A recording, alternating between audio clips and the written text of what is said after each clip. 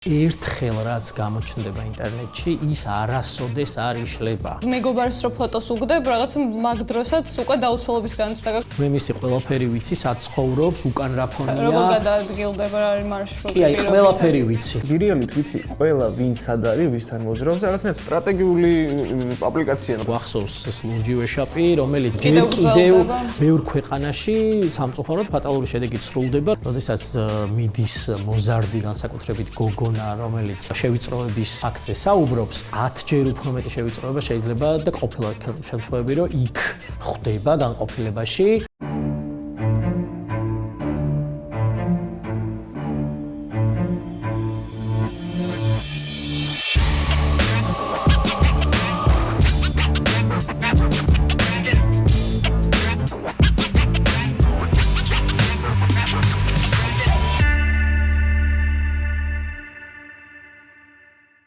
სალამი მეგობრებო, YouTube და არა მხოლოდ YouTube პლატფორმაზე თქვენ კვლავ უსმენთ პოდკასტ თაობის ხმა, რომელსაც ერთი ფუნქცია აქვს, რომ გავაჟღეროთ ის, რაც ჩვენ თაობას აწუხებს და რა პრობლემებიც ჩვენ გვაქვს. და ამ ეპიზოდში ისევ წამყვანები ვიქნებით მე ლუკა ბერიშვილი და ჩემი მეგობარი მარიამ მებუკე. სალამი. დღევანდელი ჩვენი პოდკასტის თემა იქნება კიბერუსაფრთხოება, რაც საკმაოდ მნიშვნელოვანი გამოწვევა ჩემი აზრით და ნამდვილად გვაწუხებს ეს თემა და გვინდა რომ რაღაც აზრი დავაფიქსიროთ და მოვისმინოთ ჩვენი სტუმრისგანაც, რომელიც დღევანდელ პოდკასტში იქნება გიორგი იეშვილი, ინფორმაციული უსაფრთხოების სპეციალისტი, კომპანია CyberTrust-ის დამფუძნებელი. მადლობა სტუმრობისთვის პირველ რიგში. მოგესალმებით, მადლობა მოწვევისთვის და ერთს დავამატებდი, საკმაოდ სამოვიღებდი იმ თქვენი შესავალი სიტყვიდან. ყველაზე მნიშვნელოვანია ჩემი აზრით კიბერუსაფრთხოება. რა თქმა უნდა ეს ნახევრად ხუმრობით, მაგრამ რეალურად დღევანდელ ცხოვრებაში თითქმის უკვე ყველას ნომერ რაღაც პირველი ამოცანა დადგა უკვე დღის განმავლობაში იმდენად აქტიურად ვარ ჩართულები ციფრულ სივრცეში. აქამდე ვიცოდი, რომ სამყარო ფართოვდება და ბნელი მატერია და რაღაცები. ეხლა გავიგერო რომ კიბერსივრცეც ისე მე მგონი უფრო ჩქარაც ფართოვდება და რაღაცნაირად დანაღმულველად იქცა თუ არ იცი სად რა უნდა ქნა და ისე ჩქარა იზრდება ამავდროულად რომ ვერც ვეწევი ხოლმე ვერასდროს და აი ალბათ ერთ-ერთი ყველაზე მნიშვნელოვანი გამოწვევაა. კი, აი საფრთხეების ნაწილში, ანუ იმდენი საფრთხე შეიძლება დაიბადოს კონკრეტულად რაღაცა ერთი უწყინარი ლინკის გახსნის პროცესშიც, რომ ვერ გავაცნობიეროთ საერთოდ და ალბათ მაგ საფრთხეებზე საუბარი და მაგით დაწყება ყველაზე მნიშვნელოვანი იქნება, რომ რაღაცა რას ხსნით, რატომ ხსნით, რა გვაინტერესებს და როგორ შეიძლება ავირიდოთ თავი ამ საფრთხეებისგან. სად ვართ? საიდან ვიწყებთ? ძალიან რიტორიკული კითხვაა, მაგრამ პრინციპში ყველაზე სწორი არის მაგით დაწყება, რომ მსმენელს, მაყურებელს, ვინც ამ ჩვენ პოდკასტს გაეცნობა, კონდეს სწორი, ასე ვთქვათ, აღქმა იმისა თუ რეალურად რა არის, ანუ რა საფრთხეა, იმიტომ რომ ძალიან ბევრი შემთხვევაა, ну მათ შორის საქართველოშიც მეც პრაქტიკაში რაც მიწევს ხოლმე, რასთანაც მიწევს შეხება, როდესაც არიციან რომ კიბერინციდენტია, არიციან რომ კიბერუსაფრთხოების რაღაც უნარჩვევებით შეიძლება და რაღაც კონკრეტულის თავიდან არიდება, რაც ძალიან ხშირად ბუნებრივად არიდებდა თავიდან იმ ზარალს, ზიანს, ფსიქოლოგიურს, მატერიალურს თუ ასე შემდეგ. ამიტომ ყველაზე მნიშვნელოვანია აი რაც დასაწყისში ახსენეთ, რომ ვითარდება და ფართოვდება სამყარო, ხო? რეალურად ბოლო 20-25 წელიწადში, მოდი ვთქვათ, სადღაც 97-18 წლიდან, როდესაც Windows 95-ის შემდეგი ვერსიები გამოვიდა, თქვენ შეიძლება არ გახსოვთ ეგ ყველაფერი. XP-ის მერე მახსოვს მარტო. ხო, ну XP არის 2001 წელი, მეც პატარა ვიყავი, ხომ ხელაც არ ვარ, მაგრამ მაინც რეალურად იწყება იმ პერიოდიდან, როდესაც პირველად მოხდა ონლაინ სივრცეში გაყიდვა რაღაც კონკრეტული პროდუქტის და ეს იწყება წიგნებით, ეს ყველა ვიცით Amazon-ი როგორ შეიქმნა და ასე შემდეგ. შესაბამისად ამის მერე აი ძალიან ხშირად მათ შორის ბევრ სამეცნიერო სტატიაში, ფილმში თუ გადაცემაში თქვენ ნახავთ იმას, რომ ბოლო 25 წელიწადში ისე შეიცვალა სამყარო, როგორც არ შეცვლა მანამდე და აი მანამდე ამბობენ ხშირად ამბობენ 500 წელიწადს, აი გუტენბერგის მერე თქვა სამყარო როგორც განვითარდა და მეცნიერება იმას ადარებენ, ოღონდ ამბობენ, რომ ეს ყველაფერი მოხდა 25 წელიწადში, როცა მანამდე მოხდა რაღაცა ასწრეულების მანძილზე, ხო? ამიტომ მაკრო და მიკრო ევოლუციას. კი, აი ზუსტად სწორი შეფასებაა. კიდე მთავარი, აი სად ვარდზე არის, რომ ამ განვითარებამ გაასწრო ჩვენ ცნობიერებას. ანუ მეც აი ხა დღეს საუბრობთ ამ თემაზე, ეს ნიშნავს, რომ მინიმუმ ჩვენ სამი ადამიანი და ანუ ვინც გვისმენს ამ ყველაფერს, მინიმუმ ჩვენ მაინც ხომ უნდა გქონდეს გაცნობიერებული რეალურად მნიშვნელობა კიბერსივრცეში და ზოგადად ონლაინ სივრცეში უსაფრთხოების მნიშვნელობის და ასე შემდეგ, მაგრამ მაინც არ გვაქვს.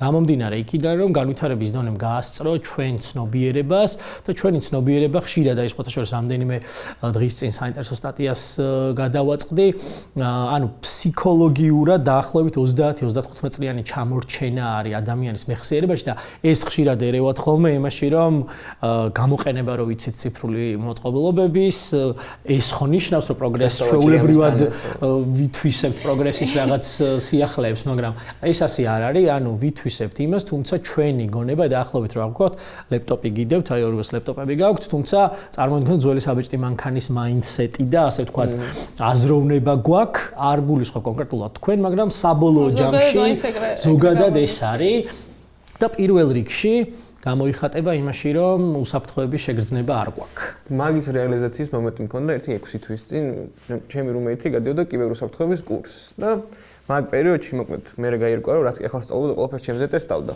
და მესენჯერში მიგდებს რაღაც YouTube-ის ლინკს. თან აშკარად ისეთ თემაზე, რასაც მე უჭველი გავხსნით. მე არ მიმოქცია ყურადღება ეხლა მაგას უბრალოდ გაგიკეთებს და გავხსენი უყურე ვიდეოს მე თქმა რა მაგარია და 2 წუთში მიგდებს სურათს, სადაც ჩემი ლოკაციას წერია, ჩემი IP ადრესით ყველაფერი წერია და მაგის მე 3 კვირა არ ველაპარაკებდი, არ ვენდობოდი არაფერში. იმიტომ რომ მაგ მივხვდი რომ ძალიან დაუცველი ვიყავ ეგეთ რაღაცებს მიმართ, იმიტომ რომ YouTube ლინკის უკან მაგხელა რაღაც შეიძლება იდგეს. მანდ ფიშინგი და რაღაცები ცოტა აი მანდ მივხვდი რომ უნდა შემეხედა. ეგ დაუცველობის განცდა მუდმივად არსებობს. აი ელემენტარულად მეგობარს რო ფოტოს უგდებ, რაღაცა მაგ დროსაც უკვე დაუცველობის განცდა გაქვს, რომ ვინ არის მის გვერდით და ვინ ნახულობს თუნდაც შენს ადგილმდებარეობას და ასე შემდეგ. არა მარტო ვინ არის მის გვერდით, აი მოდით აი ეს кейსი გავარჩიოთ პატარაზე. ხა შეიძლება არ იყო მიზანი ამისი, რომ შენ და შენი მეგობრის შენ დატესტა ყველაფერი ფაქტობრივად. სხვათა შორის თუ სწავლობდა ამ კურსს როგორც წესი, როგორც მიღებულია კურსის განმავლობაში სტუდენტებს ვაფრთხილებენ, მეც მათ შორის ვაფრთხილებ, რომ ეს ყველაფერი არ უნდა გამოიყენოს სახლის პირობებში და არ უნდა გამოიყენოს ცუდი მიზნებისთვის. თუმცა რა თქმა უნდა არ გავასაჯაროეთ მისი ვინაობა, მაგრამ მეორე მხრივ ერთია კიდე ხარ ისე რომ არ გამოგვივიდეს, რომ პრაქტიკის გარეშე ამ მიმართულებას ვერ სწავლობ. და თუნდაც ეს უწყინარი გამოყენება, როდესაც იცი რომ უბრალოდ შენ ბმულზე გადაყვანას და შენ უნარჩვევებს ტესტავ რეალურად, მაგრამ ამით ხო პრაქტიკაში საფრთხე არ მოგადგა იმის გამო, რომ ახლობელ ადამიანთან ტესტავ და დამეხმარა, იმიტომ რომ მივხვდი. რა თქმა უნდა, ერთი მხრივ ცნობიერების მიმართულებით დაგეხმარა. მაგრამ ისინი ვერ გავიგე რა იყო. და მეორე მხრივ მას დაეხმარა, რომ მე შემდგომში იცოდეს უკვე, იმიტომ რომ როცა დაჭირდება კიბერ თავდაცვა არ გულისხმობს მაინდა-მაინც მხოლოდ თავდაცვით საქმიანობას, კიბერ თავდასხმითი აქტივობები ძალიან მნიშვნელოვანია, შესაბამისად მსგავსი უნარჩვევები უნდა დაიტესტოს. მაგრამ აი ერთი პატარა დეტალი ამ ყველაფრიდან, აი ფოტოზე რო ახსენეთ, ხო? რა ვიცით, რომ ნამდვილად მეგობარს უგდებთ ფოტოს? ანუ ყალბი აკაუნტები, თქვა, იგივე რეალური აკაუნტია თუ არა? აი დღეს ეხლა რომ მოვდიოდი ზუსტად თქვენთან, მივიღე friend request-ი და ვიცი რომ ეს ადამიანი მყავს ფრენდებში. ანუ ჩვეულებრივ გახდა რაღაცა, რომ იცი რა დამებლოკა, გამიტეხეს და მოდი ახლა დამამატე, როცა რეალურად არ ვიცი მე ნამდვილად დაებლოკა, ეს არის რეალური ძალიან იმაში რომ გადავიჭე შეიძლება ორივე ყალბია, მაგრამ ანუ ნდობის ამბავი არის ესეც, რომ იდენტობა რაც რეალურ ცხოვრებაში, აი ხშირად ავლებენ ხოლმე პარალელს, რომ უსაფრთხოების ის მექანიზმები და ის უნარჩვევები უნდა გქონდეს განვითარებული ციფრულ სივრცეში, რასაც ყოველდღიურ ცხოვრებაში ისედაც ვიყენებდით, აი მაგალითად ძალიან ხშირად მე თვითონაც ვიყენებ ხოლმე, რომ ქუჩაზე რო გადადიხარ, მარჯვნივ გაიხედავ, მე მარცხნივ გაიხედავ და ასე შემდეგ და ონლაინ სივრცეშიც იგივე უნდა ვქნათ თქო. თუმცა ერთი ძალიან მნიშვნელოვანი დეტალია, რომ პირველი რაც ვახსენეთ დასაწყისში, რომ ნდობის ფაქტორი და რეალურობის შეგრძნება, რამდენად რეალისტურია ის სამყარო, ჩვენ რო ვირტუალურს ვეძახით, ამაზე სხვათა შორის არის რომ ტერმინი ვირტუალური ამოვიღოთ საერთოდ და დავარქვოთ რაღაცა სხვა, იმიტომ რომ ვირტუალურ როცა იგებს ჩვენი გონება, ავტომატურად გულისხმობს, რომ ეს რეალობისგან განსხვავებულია, შესაბამისად იქ ნაკლები საფრთხეა. ამიტომ აქ არის ხოლმე რომ რეალისტური არ გამოვიყენ, ვირტუალური არ გამოვიყენოთ, თქვათ რაღაცა ისეთი, აი ონლაინ მაგალითად უფრო ისეთია, ნეიტრალური ტერმინია, ფსიქო რაღაცა იმის კუთხით. და მეორე ფაქტორი აქ არის ის, რომ ჩვენ ამ უნარჩვევების დროს ყოველთვის რატომღაც იმის გამო რომ ონლაინ სივრცე მიიჩნევა დადებითად, აი გუტენბერგი ვახსენეთ, ხო? და რაღაცა სიახლის მიღების, სწავლის, აი ჩვენთვის ხო მაგ სივრცედ ასოცირდება ინტერნეტი, ანუ განვითარებად, ხო, რეალურად. რაღაც ინფორმაციას წააწყდება. აი ინფორმაციის მიღების რაღაც მიღების წყაროდ არის ქცეული და ის რომ გავცემთ ავტომატურად ჩვენ მსოფლიოში ილექება რომ ეს არის დადებითი და ის რომ ჩვეულებრივ რო გადავიტანთ ცხოვრება, ხო, ცხოვრებაში ხდება პოზიტივიც, ხდება ნეგატივიც. ყველა და ნეიტრალური რაღაცებით არის ძირითადად სავსე რაღაცა რუხი და ნაცრისფერი რაღაც აქტივობებით, ხო? იგივეა ზუსტად იქაც უბრალოდ ჩვენი გონება ინტერნეტ სივრცეს და ნებისმიერ დივაისს აღიქვავს, როგორც მხოლოდ დადებითად, იმიტომ რომ რაღაცა თამაშით ვისწავლეთ, სწავლაში დაგვეხმარა, მეგობრებთან კომუნიკაციაში გვეხმარება. ამიტომ ჩვენთვის ახლა აი მარტივი მაგალითია ხოლმე რომ რაღაც რომელიმე კაფეში ან ბარში რომ მეგობრებს ხვდებით ხშირად, ხო ის ადგილი ასოცირდება ჩვენთვის მეგობრების თავშეყრის ადგილად და წარმოვიდგინოთ დღეში 8 და 10 საათი მეგობარს რომ რაღაც მესიჯები, ეჭეთავები და ასე შემდეგ, ის ონლაინ სივრცე არის შენთვის ბუნებრივად, რაც არ უნდა ვამტკიცოთ, რომ მოდი გავითვალისწინოთ უსაფრთხოების ნორმები და ყველაზე მნიშვნელოვანი ის წყება ძალიან პატარა ასაკიდან. აი მაგ სივრცეში პირობითად პატარა ბავშვებიდან სწავლობს რომ გზაზე გადასვლას მარჯვენა გაიხედოს, მარცხნა უნდა გაიხედოს, რაც უკვე ვახსენეთ და აი კიბერსივრცეში პირობითად რა არის რაში ითარგმნება ეგ ჩვენ ანუ იქ რა უნდა ქონდეს გამომუშავებული და ასაკიდან ალბათ მან როდესაც გზაზე გადადიხარ იცი რა საფრთხე გემუქრება და მაგაზე რო ვისაუბროთ რა არის საფრთხეებისგანაც ყველაზე ხშირად გვიწევს თავის დაცვა და აი ეს გახედო გამოხედვის მექანიზმი ჩვენი მხრიდან რა არის რითაც შეგვიძლია ავირიდოთ ან როგორც მინიმუმ ვიცოდეთ ამის შესახებ. ხო ან ბავშვების საკითხს რადგან ვეხებით საკმაოდ სენსიტიური თემა არის როგორც მინიმუმ მშობლების მიერ მათი ფოტოების გავრცელება. ეგ არ მისმის ხოლმე. კი ძალიან პრობლემური საკითხია და რამდენჯერმე დაბადების დღე ბავშვების ყველაფერი მითითებული აქვს როგორც წესი, თუმცა კიდევ სხვა საუბრის თემა ანუ საინტერესოა რა ასაკიდან იწყება ამის გაცნობიერება, ან რა ასაკიდან შეგვიძლია რომ მივაწოდოთ ბავშვებს თუნდაც ინფორმაცია იმის შესახებ, რომ აქაც უნდა გაუფრთხილდნენ თავს და რაღაც გარკვეული უსაფრთხოების წესები უნდა დაიცვან.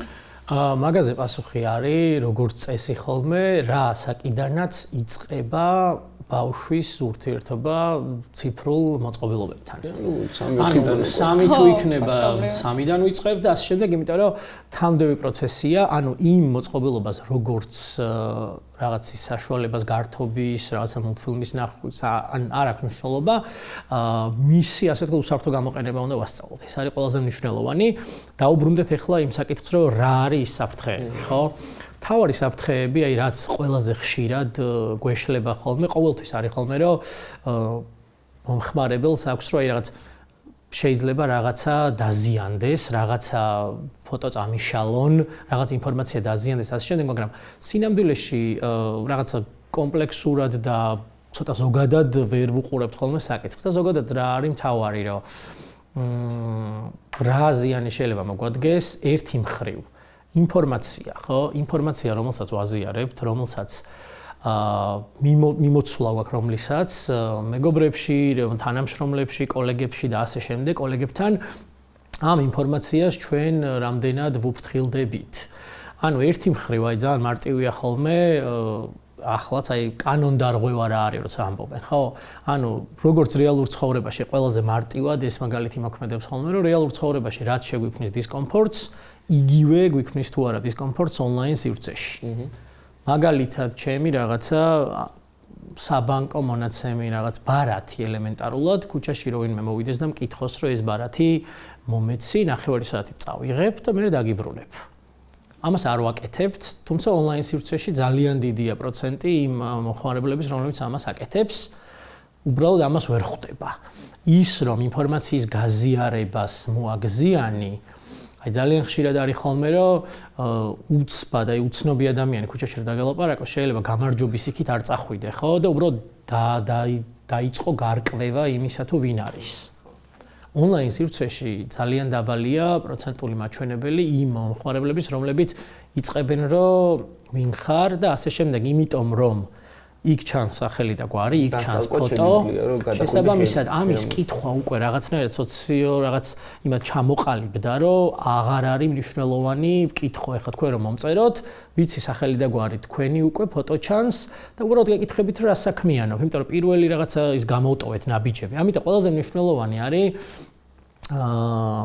ინფორმაციის გადამოწმება და იმ ინფორმაციის გაფრთხილება, რომელსაც ჩვენთვის ზიანის მოტანა შეუძლია და ეს შეიძლება იყოს რაც ვახსენებ, არათის მონაცემები, იმიტომ რომ ფინანსური ზიანი მომადგეს და მეორე არის ყველაზე მნიშვნელოვანი, ალბათ, ხა ფინანსური ზარალი შეიძლება რაღაცა მნიშვნელოვანიც იყოს, მაგრამ ან ყველაზე მნიშვნელოვანი მაინც აღიქმება ის ზიანი, რაც მე როგორც ინფორმაციის მფლობელს მომადგება. ანუ ერთი მხრივ რაღაც ინფორმაცია გასაჯაროვდება ჩემი უკანონოდ, უნებართვოდ და მეორე არის, როდესაც ამ ინფორმაციის გასაჯაროვებით მე მადგება ზიანი ფსიქოლოგიური, საუბარია ბულინგზე, საუბარია იმ რაღაცა მრავალფეროვან თემაზე, რომელზეც არ გვეყოფა რა თქმა უნდა დღევანდელი პოდკასტიც, რაც განსაკუთრებით მოზარდებშია პოპულარული წყალებში. თუმცა სოციალური ქსელი კიდევ იმითაც არის უცნაური, რომ რაღაცნაირად ჩვენი იდენტობის ნაწილად მიგვაჩნია და ძალიან ვართ ჩართულები და აი ამ ინფორმაციის საჯაროებაზე მე ბოლო პერიოდში რაც მახსენდება, არის ბირიალის кейსი. მე უნივერსიტეტში სწავლობდა იქვე ცხოვრობ საცხოვრებელში და მოკლედ, როდესაც შემოვიდა ეს ბირიალი, მახსოვს რომ ერთი თვის განმავლობაში მე არ გადმომიწერია და მანდის ჩამერთო რომ 80 წლის კაცი ვარ და აბა არ მაქვს და ზუსტად ეგ განცდა მაქვს ჩემ გარშემო მეგობრებს რომ ეს ბირიალის შეტყობინებები მოსდით ხოლმე და ხო და ორ კორპუსში მოკლედ ცხოვრობ 1200 კაცი თუ დაახლოებით ამდენი და ყველა დავი მეგობრი ასე შემდეგ და მივხვდი რომ ბირიალით ვიცი ყველა ვინ სად არის, ვისთან მოძრაობს, რაღაცნაირად სტრატეგიული აპლიკაცია მოყვე ტელეფონში, ვიცი სად რა ხდება, ანუ ბაბლის დონეზე ძალიან ბევრი ინფორმაცია მივიღე. არა მხოლოდ ბაბლის, მგონი საჯაროდ არის ზოგი ადამიანისთვის და შეუძლიათ რა. მანდი იმაზე დავიწყე. სოფლიოს გააგებინა სად არის. მეთქი რაღაცა არ არის სწორი, მეთქი ყველგან ყველაფერი რომ ჩანს და ზედმეტად საჯაროდაც მომეჩვენა და ტრანსპერტ ვიყენებდი თან საქმე ის არის რომ ნუ ბირელი თუ არ დადეშენ თვითონ სხვისას ხო ვერ ნახულობ და მან მივხვდი რომ თან მე კითხულ გავეცანი ეს ბირელი მეთქი ფინანსებს საიდან შოულობს თქო რა აშკარად მოგებაზე არ გადიან და აბა მეთქი რატოა ბირელი და მე დავეჭუთი მაგაზე ხო ვერ მეტყოდი რამეს მე ხო არ გამიფანტავდით ეჭვებს კონკრეტულად ბირიალზე ესე რაღაც დადებული კვლევა რამე ესეთი არ არსებობს, თუმცა პრინციპი აი ნამდვილად სწორია, რაც აღწერეთ, ანუ იმ ნაწილში რომ რა ინფორმაციის გაზიარება ხდება რომელი აუდიტორიისთვის და ყველაზე მთავარი არის რა მიზნით, ხო? ერთია რომ თვითონ მომხმარებლები ანუ იმ 1200 ადამიანზე ინფორმაცია გაქვთ, იცი სად არის და ასე შემდეგ. შეიძლება ეს რაღაც იმისთვის კარგია და ანუ ამაზე არ მინდა ხოლმე კონსპირაციების თეორიებში წასვლა, რომ ვიღაცამ იქიდან მართა და სამასიანელები და რაღაცა ხო ვიცით რაღაცები, რომ ზემ დიდი ძმა გვიყურებს და ასე შემდეგ. თუმცა ერთი მნიშვნელოვანი რაღაც არ დაგვაუწყდეს, ერთხელ რაც გამოჩნდება ინტერნეტში, ის არასოდეს არ იშლება. ერთ-ერთი პროექტი არის სხვათა შორის საინტერესო, რომელიც აკეთებს ანუ სტალკავს ვებგვერდებს გამოჩენის დღიდან, რამდენი ხანი იყო აპში, ანუ რამდენი ხანი იყო ვებგვერდი გაუთიშა მდგომარეობაში, მე რამდენი ხანში გაითიშა და ასე შემდეგ. და ასევე ძალიან ბევრი ექსპერიმენტია იმასთან დაკავშირებით, თუ ონლაინ რამეს რო დაპოსტავთ, არ აქვს მნიშვნელობა რაღაც აუდიტორიისთვის, აი მაგალითად მე მაქვს გაკეთებული ვებგვერდი, რომელზეც არაფერი არ იყო, ცარიელი გვერდი იყო და უბრალოდ დომეინი დავარეგისტრირე და დავდე ინტერნეტში და ანუ ერთი სიტყვა ეწერა უბრალოდ, რა მე იდენტიფიცირება მომეხდია და რაღაც ფოტო ეგდო. 10 წუთის მერე გავთიშე ეს და ერთი კვირის დაახლოებით 10 დღის მერე უბრალოდ Google-ში კონკრეტული ის ფოტო და იმის რაღაც აღწერი მონაცემებით მოვძებნე. ავტომატურად ამომიგდო პირველივე Google-მა, ანუ 10 წუთში წაიღო უკვე ქეში. სულ დავდოდა პირობით, ეგრე 1 წუთი წუთში წაიღო უკვე ქეში, მინიმუმ იმ პროვაიდერს აქვს წაღებული, მინიმუმ სადაც ჰოსტინგია, ანუ იმ ჰოსტინგ პროვაიდერს აქვს წაღებული, ამიტომ როცა ვამბობთ ხოლმე რაღაცა მქონდა და წავშალე, აი რაღაცა სასაცილოს ჟღერს უკვე ეს რომ წავშალე ყველაფერი სოციუმისთვის, თორემ არავინ და არაფერი არ არის. ხო, უბრალოდ ეს არის რომ ვიღაცასთან ინახება, სადღაც ინახება და ამ სადღაც აი დღევანდელი ინტერნეტი ხო არის რეალურად ის უნარჩვევები, როგორ მივაგნოთ რაღაც ნიუტს და რაღაც ინფორმაციას, ხო? და არა ის თვითონ ის ინფორმაცია ვიცოდეთ. ამიტომ ვიღაცამ თუ იცის როგორ მიაგნოს, ეს არის ძალიან მარტივი, ხო? და საფათოთ ამასთან ერთად. დაუბრუნდეთ ბირიალს. ბირიალის შემთხვევაში ძალიან მნიშვნელოვანია, რომ ორივე მხარეს რო გთხოვს ფოტოს გადაღებას, ხო? წინა და უკანა კამერით. სათხარ და წინა ხდება.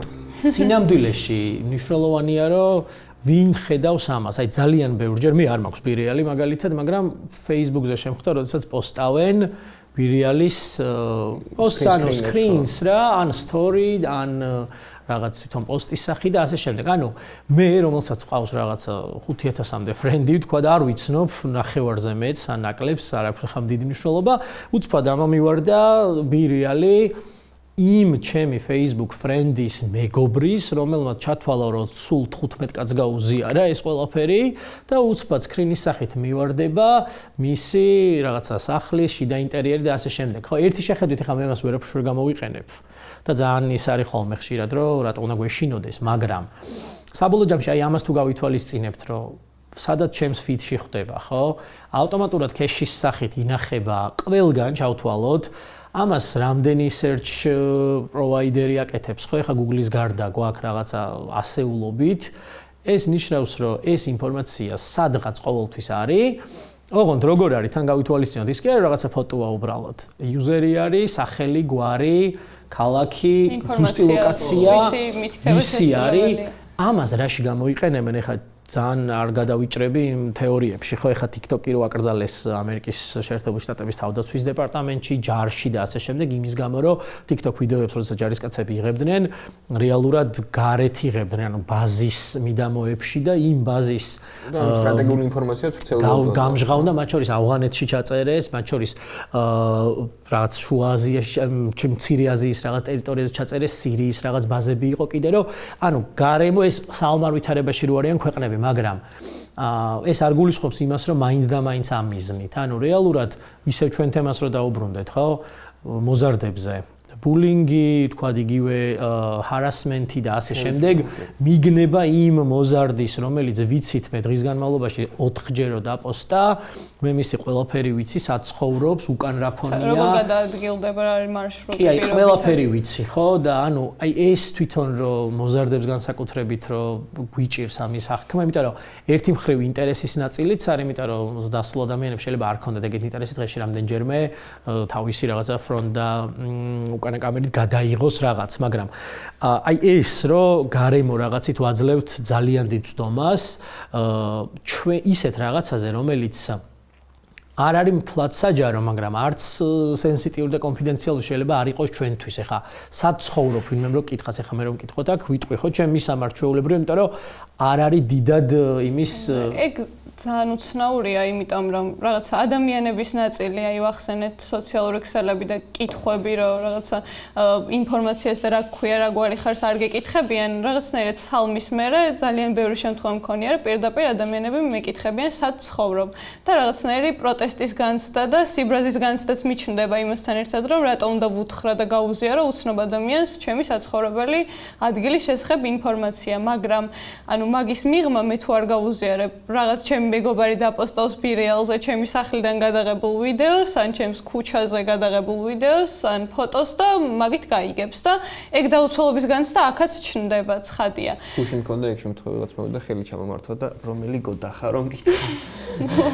არ ვიძინატო, მაგრამ Facebook-ზე მითითებული. მაგრამ Facebook-ზე არ დაჭირდებოდა, მაგრამ იქაც არ მოხსწორად მითითებული დაბადების თარიღი. ხო, მაგას ანუ მაგას საუბარი რომ გავაგრძელოთ და TikTok-ი ვახსენეთ უკვე რაღაც სახიფათო ჩელენჯებზეც უნდა ვთქვათ ალბათ 1-2 სიტყვა, იმიტომ რომ ძალიან ბევრ ადამიანს არ მარტო საქართველოში, არამედ მსოფლიოს მასშტაბითაც ჰქონია ისეთი შემთხვევები, რაღაც ვიდეო შემხვდა, არც TikTok-ი არ მაქვს, მაგრამ Facebook-ზე მხვდება ხოლმე. არც მე მოსწოს უმხვდება. ეგრემო და Instagram-ზე მაინც ვიცი ყველაფერი. ხო, ეგრე Instagram-ზე მისცემს მაინც სკროლ, მაგრამ ტრენდებდა კამპანიები ჩემამდე სულ აღწევს. მოკლე ვიდეოებში შემხვდა რაღაც მატარებელთან ახლოს მდგარი გოგონა, რომელსაც არ ვიცი რა დაუზიანდა და როგორ გადარჩა მატარებლის ჩავლისას, როცა რელსებზე იდგა ლამის და ეგეთი სუპერმენის ჩელენჯი თუ რაღაცა ეგეთი იყო, რომ ერთი რო ხტება და ორმა რომ უნდა დაიჭროს და რო არ იჭერენ, ძალიან ბევრი დამთავრდა მოტეხილობით და რაღაც ეგეთი დაზიანებით ეს და მაგხრად სახიფათო ხანდახან არაადეკვატური და რთულად საკონტროლო სფერო. ხო და არადგან არაადეკვატურია თითქოს აი ეგიც გააზრებული უნდა გქონდეს რომ რასაც ვაკეთებთ ეგ არ ჯდება ნორმებში და არაადეკვატურია მაგრამ ანუ რაღაც გითხრევს და ვერ იაზრებ რეალურად რას აკეთებ და აი მაგისგან თავდაცვა ცოტა რთული იქნება და ალბათ კონტროლიც იმის რას აკეთებ და რას არა რომ გაიაზრო კარგად. ხო, აი კონტროლი ცოტა რთულია, უბრალოდ იმას შევეგუეთ, რატომღაც რომ აი სოციუმში რო ყალიბდება რაღაც მისაღებად და მიუღებლად, ან რაღაცა ტრენდულად, ავტომატურად ეხა 15 ადამიანი ჩემ მეგობარი თუ რაღაცას აკეთებს, მე რომც არ ვიცოდე, ან ვიცოდე რომ რაღაც საფრთხე შემცველია, ერთხელ შეიძლება ერთჯერად გავაფრთხილო, ვუთხრა მის საფრთხეების შესახებ, მაგრამ მე მეც გადავდივარ უკვე იმათ, ასე ვთქვათ, ტრენდულ რაღაც აქტივობებზე, ხო? ეგეც რაღაც კიბერბულინგის იმაში გადის ფორმაში, რომ ყველას რო აქ გამოტიშულად გძნობ თავს და მე შეც ამის ნაწილი. ექსკლუჟენის სხვათა შორის ერთ-ერთი მიმართულება არის განსაკუთრებით ეხლა დასრულებზე არ არის ძირითადად, მაგრამ მოზარდებზე არის ხოლმე ძალიან აქტიურად ეგ გამოყენებული იმ კუთხით, რომ რაღაცა ტრენდული ხდება, ეს ნიშნავს, რომ ავტომატურად სხვებით ჩაერთვებიან, მიუხედავად იმისა, რომ ეს შეიძლება არ მოწონდეს ვინმეს, მაგრამ ის რომ რაღაც განცალკევებით მდგომი და რაღაცა გვერდზე არ დარჩეს ვინმე, ამას აკეთებს. აი მატარებლის кейსი რაც იყო, ხო ეს ჩელენჯები ბევრი ვიცით, ნუ დაწყებული ახლა რაღაცა Ice Bucket Challenge-ი დაიწყო რა 10 წლის წინ 2013-14-ში თუ არ თუ სწორად მახსოვს, რომელიც ნუ ვირუსული გახდა და საბოლოოდ მივედით იქამდე, რომ ყველაზე დიდი მტერი იდეაში ამ ყველაფრის, ანუ ის რომ არასწორი აქტივობები და არაეთიკურიც მათ შორის ხდება ხოლმე ვირუსული არის მარკეტინგი ზოგადად და ის რომ ინფორმაციას და დეითას ზოგადად იყენებენ მარკეტინგის მიზნებისთვის და რეალურად ნებისმიერი რაღაცა რაც გამოიწვევს ბევრ reach-ს, ბევრ engagement-ს და ასე შემდეგ, ეს არის ხოლმე ჩვენთვის რა, ანუ იმ კომპანიებისთვის და იმ ადამიანებისთვის თავარი, ვინც ამ მიმართულებებს ახორციელებენ ხო ინტერნეტში. ამიტომ ჩელენჯები არის იდეაში ერთი მხრივ კარგი გზა, რომ რაღაც გახადო ვირუსული, თუმცა აი ამ ჩელენჯის იდეა ხშირად ცუდად არის ხოლმე გამოყენებული, ხო? ეხლა გვახსოვს ეს ლურჯი ვეშაპი, რომელიც არ მორჩენილა სხვათა შორის, ანუ კიდევ აი რამდენიმე დღის წინათ შემხვდა ბევრ ქვეყანაში სამწუხაროდ ფატალური შედეგით სრულდება, როცა ბოლო ეტაპსაც კი ბავშვები მიყვებიან ხოლმე და ეს რა თქმა უნდა ხა ჩვენ იმას ხდება, იმიტომ რომ წლის წინ იყო რეზონანსული და მე ჩვენთან ეს, მაგრამ აიტყობა რაღაცა კონკრეტულ სოციუმებში აქტიურდება, მაგრამ ეხა შეიძლება ჩვენ იმას დიდად არ ეხება და ეგეც ხო ამ ყველაფრის ნაწილია რაღაც. ხო, ანუ მეთოდი არის კიბერსივრცეა გამოყენებული იმად, რომ არ ყოფილიყო კიბერსივრცე, მაგალითად ლურჯი ვეშაპის უკან ვინც დგას კონკრეტულ ქვეყნებში და ასე შემდეგ, ვინც იყენებს ამას თავისი რაღაცა სადისტური და ასე შემდეგ დასაკმაყოფილებლად, თავისი იმისი ამ რაღაცა სურვილების ამას აკეთებდნენ სავარაუდოდ ამ ყველაფრის გარეშე, იმიტომ რომ არ არსებობდა, ხო? იყო რაღაცა მოზარდებთან პირდაპირ ურთიერთობა, დარწმუნება, დაშინება, მასშტაბი იქნებოდა მაინც განსხვავებული რა თქმა უნდა, იმიტომ რომ ერიდებოდნენ ფიზიკური სივრცე იყო რაღაცა ოთახი, თუ 10 და 15 ბავშვს შეეძლო რომ რაღაცა ამ თამაშში მონაწილეობა მიიღო, ახლა ბევრად გაზრდილია ცხადია მათი რიცხვი და რა თქმა უნდა და თან ყველაზე მთავარი რომ ფიზიკური შეხება როდესაც გიწევს აი ამისგან ყოველთვის ერიდებოდნენ თუ მაინდამაინც თავზე ხელაღებული არ იყო ის ადამიანი, ეშინია ბუნებრივად რომ ხა ბავშვთან პირდაპირ კომუნიკაცია ქონდეს, იცის ვინ არის და ამ შემთხვევაში ონლაინ სივრცეში ვინ დგას კონკრეტული ანგარიშის უკან არ ვიცით, ხო? ნდობის მოპოვების საკითხს შევეხეთ და იმას რომ რაღაცნაირად ეს ადამიანები ონლაინ სივრცეში უფრო დაცულად გრძნობენ თავს, იმიტომ რომ პირადად არ აქვთ პირობითად ბავშვებთან ურთიერთობა. ძალიან ბევრი შემთხვევა იმის რომ რაღაცნაირად ნდობას მოიპოვებენ ამ ბავშვებისას, მერე ან მშობლების პირად მონაცემებს თხოვენ, ან რაღაც სექსუალური შევიწროების არაერთი შემთხვევაც არის ჩვენ და სამწუხაროდ და სწორედ ამ გზით ცდილობენ ეს ადამიანები რომ კომუნიკაცია დაამყარონ ბავშვებთან. და აი ამ თემასთან დაკავშირებით საკმაოდ მძიმე თემაა და სამწუხაროდ კიდევ ერთხელ აღნიშნავ რომ გვაწუხებს საკმაოდ ეს თემა ქვეყანაში. აი რა შეიძლება გააკეთოს თუნდაც მშობელმა ან თუნდაც ბავშვმა, რომელიც შეიძლება ახლა ჩვენ გვისმენს, იმისთვის რომ თავიდან აიცილოს ამგვარი რაღაცა ადამიანების ამგვარ ადამიანებთან ურთიერთობები, ასე ვთქვათ. მართალია, რომ რეალურად ჩვენთანაც ძალიან გავრცელებულია მსგავსი, ზოგადად მსოფლიოში გავრცელებულია მოზარდებში განსაკუთრებით ბულინგი და შევიწროება, ხო? მათ შორის სექსუალური ხასიათის სექსუალური ნიშნების შემცველი შევიწროებაც განსაკუთრებით რეგიონებში არის ჩვენთან, სხვათა შორის ოფიციალური სტატისტიკა ამის არ არსებობს, მაინც და მაინც მე ბოლო წლებში რაც ვნახე, თუმცა მე შემიძლია პირად პრაქტიკაზე დაყრდნობით, როდესაც მომართავენ როგორც რაღაც მეგობარს, როგორც რაღაცა არა ისეთი ოფიციალური მომართვით, უბრალოდ იმით, რომ აი ჩვენ მეგობარს, ჩვენ რაღაცა ამას და ამას დაემართა ის და რა ქნას ერთია უკვე შემდგარ ფაქტზე, ხო? აქ ყველაზე მნიშვნელოვანი არის ვიცოდეთ აი ნდობის კუთხით ერთი მხრივ სწორად კონდეს გააზრებული, რომ რასთან გვაქვს საქმე, იმიტომ რომ ხშირად ყოფილა, როდესაც მეგობარი ცდილობს, რომ რაღაცა გაეხუმროს და ამ ხუმრობაში ეს საქმე სერიოზულდება და მე უკვე რაღაცა ყურადღების გადატანა ხდება ხოლმე ამ ხუმრობაზე, როდესაც იგივე ადამიანს მაგალითად და იგივე მოზარდს სხვა მომხმარებლისგან აქვს შევიწროება უფრო მეტი ზიანი, იმიტომ რომ სრულიად უცხო ადამიანისგან და თან ზრდასრულისგან, როდესაც აქ კლასელებთან არის, კლასელები ერთმანეთში რაღაცას მიწერმოწერას ახორციელებენ და აი გარჩევა თვითონ ეს ბავშვი ვერ ხვდება და ასე ვთქვათ, არეპორტებს და მშობელთან ან უფროსთან ამბობს ერთ შემთხვევას, როდესაც მეორე შემთხვევა ბევრად უფრო მნიშვნელოვანია, იმიტომ რომ სრულიად უცნობი 20-25 წლით უფროსი ადამიანი 10 და 12 წლის ბავშვთან რო კომუნიკაციაშია, ბევრად მეტი რისკის შემცველია და ბევრად მეტი რაღაცა, ვიდრე იგივე კლასელი რაღაცას ეხუმრება და ეუბნება, რომ იცი რა ამ ფოტოს გამოვაჩენ, არ გამოვაჩენ ან ასე შემდეგ, ხო? რა თქმა უნდა, ერთი მნიშვნელოვანი აქ არის, რომ მოზარდებმა არ იციან ვის უნდა მიმართონ. ერთი არის რომ ყველასთვის ნდობა რო არ შეიძლება ამას სამწუხაროდ არავინ არ ასწავლის.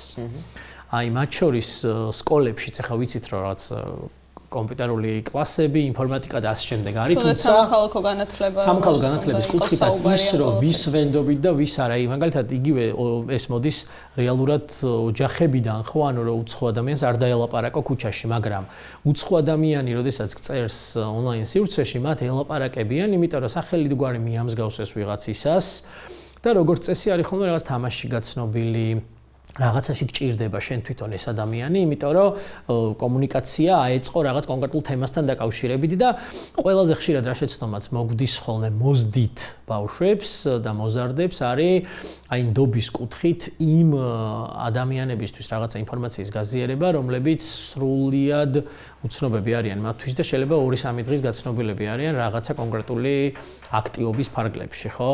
თამაშის ფარგლებში მაგალითად. თქვები რომ გრძელდებოდეს ეს ურთიერთობაც, ანუ ერთი არის რაღაცა უშუალოდ აქ უწყინარი ხუმრობა, ნუ რამდენად უწყინარი კიდევ საკითხავია ბავშვებს შორის უშუალოდ და აი პირობითად სკოლის ტერიტორიაზე ეს კიბერბულინგის საკითხი და მეორეა, როცა ამხელა მასშტაბს შეიძენს და რაღაც კვლევები არის ოღონდ რაღაცა სოფლიოს მასშტაბით, რომ რაღაცა უფრო ხშირად მასწავლებლებს უმხელენ ამ ასეთი ფაქტების შესახებ, ვიდრე მშობლებს პირობითად და ამის რეგულირება უფრო მარტივია, მაგრამ როცა აი უკვე აღნიშნეთ საკითხი ეხება იმას, რომ შენზე 20 და 30 წლით უფროსი ადამიანი ცდილობს შენთან კომუნიკაციის დამყარებას, აქ უკვე სხვა ფაქტორებიც ერთვება და როგორც წესი ძალიან უჭირთ ამასთან გამკლავება ადამიანებს. მან საგულისხმო ისიც არის, რომ არა მარტო მოზარდებში, არამედ ჩვენ ასაკშიც ხშირია ხოლმე, რომ ახსენდება ცოტა კურიოზული кейსია, მაგრამ მაინც პირველ კურსზე ვართ და მოკლედ მე და ჩემი კურსელი ვხედავთ საღამო რაღაცას მეცადინეობს და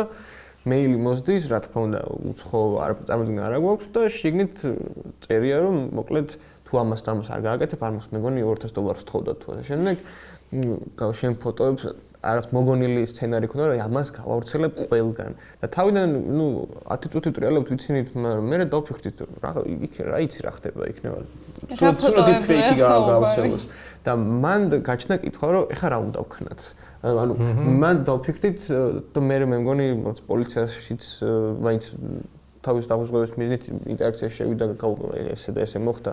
და მან გამიჩნდა კითხვა, რომ სახელმწიფო სტრუქტურები მაგ ამბავში როგორ არის მოწყობილი, რომ მე როგორც მოქალაქე შორის ესეთი პრობლემა მექნება, მიუხედავად იმისა, რომ 99%-ით დარწმუნებული ვარ, რომ რენდომზე მომწერა მე და ვერაფერს ვერ გამივრცელებს, ზოგადად თუ როცა მართლა ესეთი საფრთხე დგას, მან რა ხდება ხოლმე? რას აკეთებს სახელმწიფო იმისთვის, რომ რეგიონები ახსენეთ, დარწმუნებული ვარ, რეგიონებში მაგის არც ცნობადობა იქნება მაღალი და ალბათ ყველას იცნობს ამბავია და ნდობის ფაქტორი მანდაც დაბალი უნდა იყოს ჩემი. რესურსიც არ იქნება ალბათ იქ დიდი, რომ პირობითად რეგიონებში აკონტროლო ეგ სიტუაცია. მე მგონი საქართველოში მაგ ხრივ პრობლემა გარღვევა გვაქვს თუ პრობლემა არ ვიცი.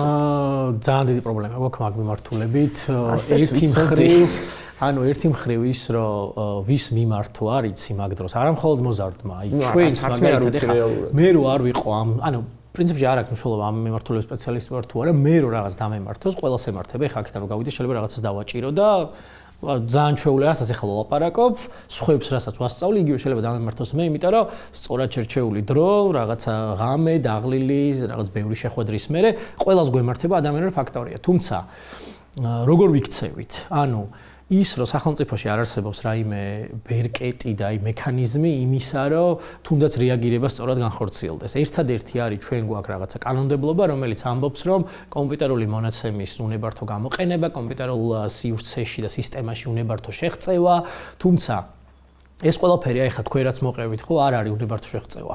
ანუ ვიღაცამ კომუნიკაციით მოგწერა, მესენჯერში მოგწერა, ვიცი რა მე ეს რაღაცა მაქვს და შემიძლია ხა ის რაღაცა ხო რეალურად ჩვენგან წაღებული არ არის მისი დამონტაჟებული რაღაცა ხო ამიტომ ამ მიმართულებით კანონმდებლობაშიც დიდი ხარვეზებია გამომდინარე იქიდან რომ ძალიან ფართო არის კომპიუტერული დანაშაულის ცნება და თუ ფინანსური ზიანი მნიშვნელოვანი ფინანსური ზიანი არ მოგადგა როგორც მოქალაქეს და როგორც მომხმარებელს ამ შემთხვევაში სამართალდამცავი ორგანოები არ იღებენ ასე ვთქვათ საქმეს და არც იწყებენ რეალურ ძიებას იმის გამო რომ ამბობენ რომ ეს აი ხა კონკრეტული кейსი რაც მოყევი რა აი პოლიციისთვის რომ მიგემართა მაგ შემთხვევაში ან მეგობარს რომ მიემართა რას კითხავდნენ ან რას ეთყოდნენ რომ აიმით რა ზიანი მოგადგა და პასუხი გაქვს რომ ფსიქოლოგიური ზიანი მაქვს იმიტომ რომ არ მინდა რომ რაღაცა ჩემს შესახებ ეჭვი მაქვს ვიღაცა მითხრა რომ შენ შესახებ რაღაცას გავავრცელე ერთი რომ ფულს მთხოვს ვიღაცა ხო აი ფულის თხოვნა კარგია აი კარგი რა კუთხით ვამბობ რომ ეგ кейსი მაგრამ თუ ფულს არ გთხოვს და უბრალოდ გწერს რომ აი შენ შესახებ რაღაცას გავასაჯაროვებ და ამიტომ სხვა რაღაცა გამომიგზავნე. აი მან და რაღაცა ფოტო გამომიგზავნე. ყველაზე ხშირი кейსი სხვათა შორის და შევიწროების კუთხით ქართულ რეალობაში არის ის რომ ვიდეოს რაღაცა fake უბრალო მონტაჟი ძალიან მარტივი, როდესაც უბრალოდ ლინკში რო ჩანს და გადასვლა რო არ ჭირდება ისეთი მონტაჟი, უგზავნიან მოზარდებს, რომ აი შენ შესახებ ეს გვაქვს, ამას გავასაჯაროებ, თუ არ გამომიგზავნი და თხოვენ იგივე რაღაც შინაარსის ფოტოების და ვიდეოების გაზიარებას და ეს რო უზიარებს ეს ადამიანი უკვე მათ აღარ ჭირდებათ, ანუ პირველად ის. ამიტომ პირველი აქ რო კანონმდებლობის კუთხით რაც არის, პრაქტიკულად ვერ მუშაობს იმ დონეზე, რომ მე თუ ფსიქოლოგიურად ჩემზე ვინმე ძალადობს, მე თუ შევიწროვებულად გრძნობ თავს, ამ შემთხვევაში მე პოლიციაში მისვლა და რეგიონები რო ახსენე, თბილისში არის მხოლოდ კიბერდანაშაულთან ბრძოლის სპეციალური განყოფილება, რომელზეც ხელი ხაზია, ნომერია, მაგრამ წარმოვიდგინოთ ხა რეგიონიდან იმ ნომერზე ვრეკავთ, მით უმეტეს თუ ვართ მოზარდები, თუ ვართ ბავშვები, უფროსის გარეშე, როგორც წესი, მინიმუმ იმ განყოფილებაში მისვლაა საჭირო ადგილზე, იქ რაც ვთქვით, რომ მშობელთან ამ ყველაფრის გამჟღავნება ძალიან რთულია ხოლმე და როგორც წესი ურჩევნიათ რომ მასწავლებელს ხშირად იყო რომ მანდატურს უთხრეს რამდენიმე წლის წინ იგივე кейსი რომ მშობელთან ერთად არ მინდა მისვლა, თუმცა არასრულწლოვანის მისვლა განყოფილებაშიც პრობლემური ყოფილა, მაგრამ აქ მინდა გამოყო ერთი მხრივ რამდენიმე არასამთავრობო ორგანიზაციის ძალიან კარგი მუშაობა ამ მიმართულებით, ხო აი საფარი ვიცი, რომელიც კონკრეტულად გოგონების მიმართულებით მუშაობს და რამდენიმე кейსი კონკრეტულად მე საფარისგან ვიცი, ანუ იმის გამო რომ თხოვეს დახმარება და ჩართვა რომ აი კონკრეტული кейსებია, როდესაც საფარი პირდაპირ ეუბნება, რომ საფარის წარმომადგენლები სკოლაშიც ამ ყველაფრის ასე ვთქვათ ცნობიერების ამაღლებას აკეთებენ, რომ ნებისმიერ მსგავს შემთხვევაში მოგმართეთ ჩვენ და ჩვენ დავიცავთ და ძალიან ხშირად არის ხოლმე რომ საფარის იმ რეგიონში ყავს საფარს ყავს ხოლმე იმ რეგიონში თბილისიდან წარმოადგენელი და ეს კიდე უფრო გამორიცხავს იმას, რომ ადგილზე თქვა იგივე ყველას რომ იცნობს, მაინც რო იცი და მაინც რო შენი ნათესავია, კონფიდენციალურობა დაცვაში, იმიტომ რომ აი ხა არ მინდა ამ თემაზე ძალიან გავავრცო, მაგრამ რაც განყოფილებებში ხდება, მაგალითად პოლიციის განყოფილებებში, როდესაც მიდის მოზარდი განსაკუთრებით გოგონა, რომელიც შევიწროების რაღაცა ფაქტზე საუბრობს, 10 ჯერ უფრო მეტი შევიწროება შეიძლება და ყოფილა შემთხვევები, რომ იქ ხდება განყოფილებაში იმის გამო, რომ აი ეს შენ რატო დაგემართა, გექნებოდა ეს ფოტო გაგზავნილი, ეხლა ტყუილ აბრალებ ვიღაცას და ასე შემდეგ. ამიტომ აი ძალიან რთულია სტრესი ამ მიმართულებით ერთადერთი აი რაღაცნაირად შევაჯამოთ ეს თემა არის, რომ ყველა ვარიანტში ვაგებინებთ უფროს ადამიანს. ეს შეიძლება იყოს მართლა მშობელი ეხა ბოლო პერიოდში გახშირდა სხვათა შორის მშობლისთვის ამის შეტყობინება იმის გამო რომ სავარაუდოდ მე მაგას უკავშირებ რომ თვითონ მშობლებში ცნობიერებამ შედარებით მოიმატა რაც ჰქონდა მაგალითად იმასთან შედარებით რაც წლების წინ იყო რომ თვითონ მშობელმაც არ იცოდა და აი ძალიან ცუდი შემთხვევები იყო რომ მშობელი უბრალოდ სჯიდა მოზარდს და ეუბნებოდა რომ ეს შენი ბრალია ყველაფერი ნაცვლად იმისა რომ დახმარებოდა დღეს უკვე გვაქვს შემთხვევები როდესაც მშობელი მასთან ერთად ცდილობს რომ რაღაცებში გაერკვეს, მიუხედავად იმისა, რომ თვითონაც არ იცის როგორ მოიქცეს, ხო? პირველ რიგში შეტყობინება უფროსი ადამიანისთვის და მეორე ყველაზე მნიშვნელოვანი იმ კონკრეტულ აქტივობებზე არაფერზე არ უთანხმდებით, რასაც ონლაინ გთავაზობენ. ეს არის ყველაზე მნიშვნელოვანი. ანუ როდესაც გვეუბნებიან რაღაცა გამომიგზავნე, არ აქვს მნიშვნელობა ფული, რაღაც ფოტო ვიდეო მასალა, დოკუმენტი, რაღაც ამას დააჭირე, აი ეს кейსი რაც იყო, რომ დააჭირე და შენ მისამართს გავიგებ და IP მისამართს და ასე შემდეგ. არაფერზე უცნობ ადამიანებთან, რაზეც ვიგრძნობთ თავს, რომ რაღაცა დისკომფორტია ჩვენთვის. პირველ რიგში ვაჩერებთ ამ ურთიერთობას, კომუნიკაციას და ვაყენებთ საქმის კურსში უფროს ადამიანს, რომელსაც მინიმუმ იმ მოზარდზე ოდნავ მეტი მაინც ეცოდინება ამ შემთხვევაზე და ის მოგვეხმარება მე რომ ამ მიმართულების მცოდნე ადამიანთან მოხდეს ამ ყველაფრის გადამისამართება. ხარვეზები თავისთავად ბევრია ამ სისტემაში რაც გვახსენეთ და ერთსაც მაინტერესებს თქვენი აზრი, იმიტომ რომ გულისხმობ მე და მარიამ ვისაუბრეთ ამ თემაზე. გულისხმობ აქამდე ახსენეთ რომ ფოტოს რა ატვირთა, წაშალო რჩება სისტემაში თუ სივრცეში.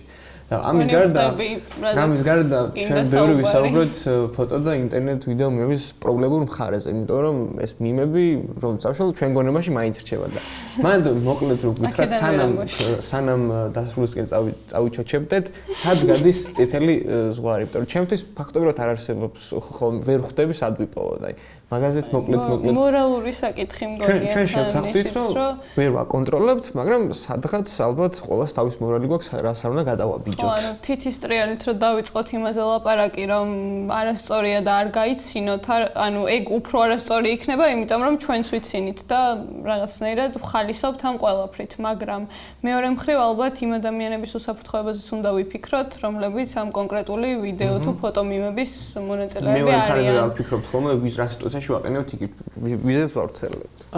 მოდი მარტივად ვუპასუხოთ მაგას, რომ წითელი ხაზი და რაღაცა ზღვარი მანდ რეალურად უსაფრთხოების კუთხით იდეაში არ გადის, გამომდინარე იქიდან, რომ ყველაფერი ისედაც ნათელია მანამდე. აი ხა რას გულისხმობ? უნებართვოდ ნებისმიერი კონტენტის შექმნა, ანუ მისი თანხმობის გარეშე, ვისაც რომელ ადამიანსაც ან მის რაღაც კუთვნილებას ვიყენებ და მის პირად ინფორმაციას კონკრეტული მიმის შექმნისას, არ მნიშვნელობა ფოტო ვიდეო იქნება, უნებართვოდ ამ ყველაფრის გამოყენება არის დაუშვებელი და ეს არის დანაშაული მათ შორის, აი რაც ვახსენე, კომპიუტერ, თუმცა იქ ცუდად წერია კოდექსში, იქ არის რომ ისევ ფინანსური ზიანი თუ მოგადგა ისეთი ინფორმაციის უნებართო გამოყენება, მაგრამ ეს შეიძლება ფინანსური ზიანი არ იყოს, უბრალოდ ხალხს გაეცინა, ხო?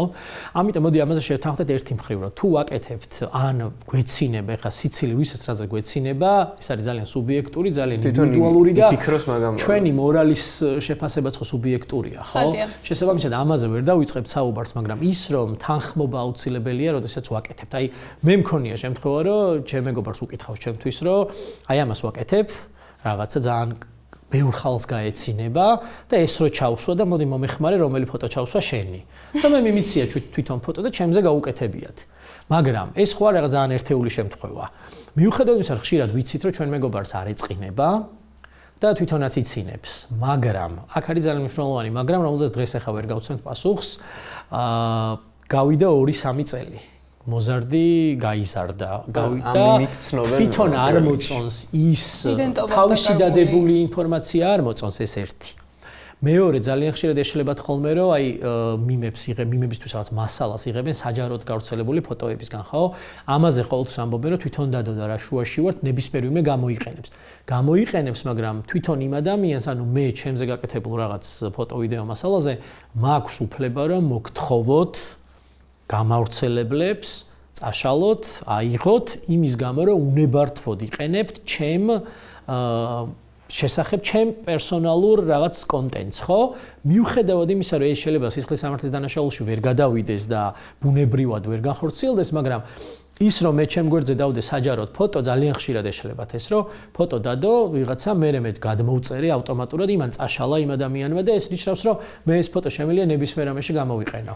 ეს ასე არ არის, იმიტომ რომ თუ აი ერთ დავამატებ იმ სოციალური ქსელის იმაში თუ სტანდარტებში და თქვა იგივე end user შეთანხმებაში და terms and conditions-ში რამდენს ჩაგვიხედავს, აი Facebook-ი როდის დაარეგისტრირეთ და Instagram-ზე როდის გახსენით აკაუნტი, როდის ჩაგიხედავთ რომ რა შეიძლება და რა არა.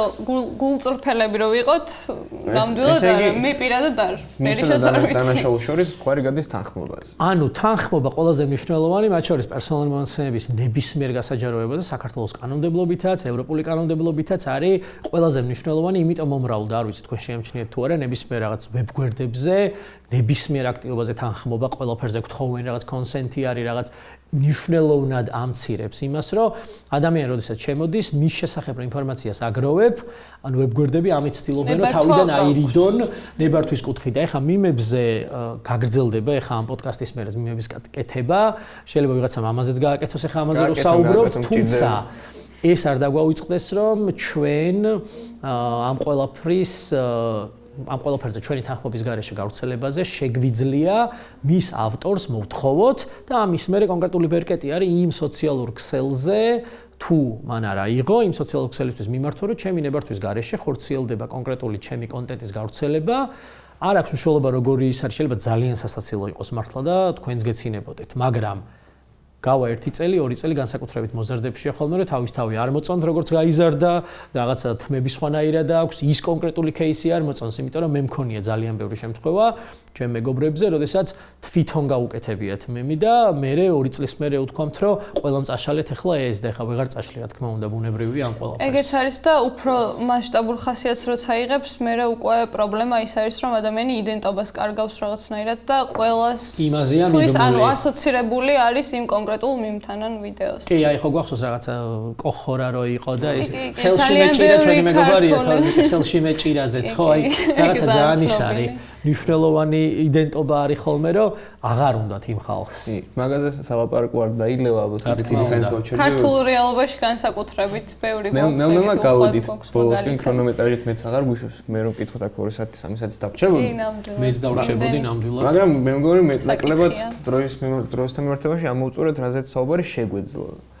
დიდი მადლობა საინტერესო მნიშვნელოვანი მე მგონი არ გამოგრჩა ერთადერთი დავამატებდი სანამ შევაჯამებთ რომ ყურადღება არის ყველაზე მნიშვნელოვანი არ შეგვიჯამებია იმ კუთხით რომ რას უნდა ვერიდოთ და რას არა მაგრამ ყველაზე მნიშვნელოვანი არის გადამოწმება იმ ნებისმიერი საეჭვო ბმულის აი მათ შორის აი პირველი ისე მახსოვს ეგ თქვენი кейსი მეგობარმა რომ თქვენზე გადასტა ის ბმული რომ თქვენ არ გადასულიყავით და უბრალოდ დაგეკოპირებინათ Google Safe Browsing-ი არის ვირუს ტოტალია site checker pro არის ბევრი უფასო რესურსია რომელზეც უბრალოდ ლინკს რო ჩააკოპირებთ გეუბნება რომ ეს ამაზე არ გადახვიდე ამის და გამო ეს არის ძალიან მნიშვნელოვანი რომ ნებისმიერმა საეჭვომ უნდა დაგვაეჭვოს მერე გადავამოწმოთ ეს ყველაფერი და თუ მანაც დაგვიდასტურა ამ ონლაინ რესურსმა ნებისმიერმა აღარ განახორციელო და როგორც ამბობენ მინიმუმ 60-70% კიბერინციდენტების ამით შეიძლება თავიდან ავირიდოთ და ნუ ჩვენც შედარებით რომ შვიდად ვიქნებით